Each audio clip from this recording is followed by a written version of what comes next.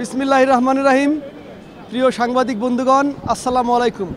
আপনারা জানেন গত 14 অক্টোবর এবং 19 অক্টোবর 2024 বাংলাদেশের একটি অন্যতম জাতীয় দৈনিক সমকাল এবং ইংরেজি দৈনিক দ্য বাংলাদেশ পোস্টে একটি প্রতিবেদন প্রকাশিত হয়।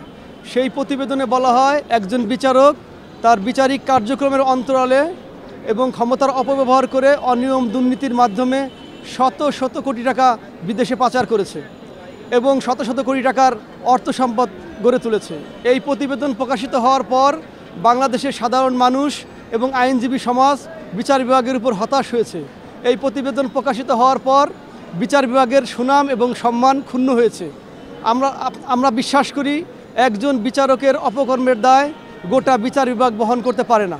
এই জন্যে আমরা সরকারের সংশ্লিষ্ট দপ্তরগুলোতে নোটিশ অফ ডিমান্ডিং জাস্টিস দিয়ে আমরা বিনীতভাবে আবেদন করেছি যে বিচার বিভাগের সংস্কারের জন্য বিচার বিভাগের আস্থা এবং সুনাম অক্ষুণ্ণ রাখার স্বার্থে দোষী ব্যক্তিদের বিরুদ্ধে একটি স্বাধীন তদন্ত কমিশন গঠন করে প্রয়োজনীয় পদক্ষেপ গ্রহণ করবে এবং তাদের ব্যাপারে বিচার বিভাগের স্বাধীনতা এবং সার্বভৌমত্ব ফিরিয়ে আনার জন্যে তাদের ব্যাপারে যথাযথ আইনগত ব্যবস্থা নেবে। আপনারা জানেন বর্তমান বাংলাদেশের সরকার ডক্টর মোহাম্মদ সরকার অন্তর্বর্তী সরকার বিচার বিভাগের স্বাধীনতা ফিরিয়ে এনেছে এবং বিচার বিভাগ সংস্কার করেছে। বিচারকগণ তারা তাদের স্বাধীনতা এবং সার্বভৌমত্ব অক্ষুণ্ণ রেখে সুনামের সাথে কাজ করে যাচ্ছে, কিন্তু তৎকালীন আওয়ামী স্বৈরাচারের ফ্যাসিবাদের দোসর তারা এখনও সরকারের মধ্যে কিছু কিছু দোসর ঘাপটি মেরে তারা বিচার বিভাগের সুনাম এবং সম্মান ক্ষুণ্ণ করতে যাচ্ছে। এই জন্যে আমরা সংশ্লিষ্ট দপ্তরের সরকারের প্রতি, বিশেষ করে আইন উপদেষ্টা সরকারের সবার প্রতি আহ্বান জানাবো, সংশ্লিষ্ট দপ্তরগুলোতে আহ্বান জানাবো আমাদের এই নোটিশ অফ ডিমান্ডিং জাস্টিস গ্রহণ করে তাদের বিরুদ্ধে যথাযথ আইনগতভাবে ব্যবস্থা নেবে।